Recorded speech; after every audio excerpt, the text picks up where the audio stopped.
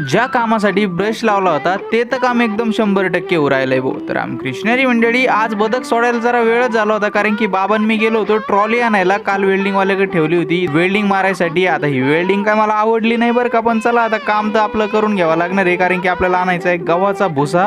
मग ट्रॉलीला थोडे लाकडे बिकडे बांधून मस्तपैकी भरला।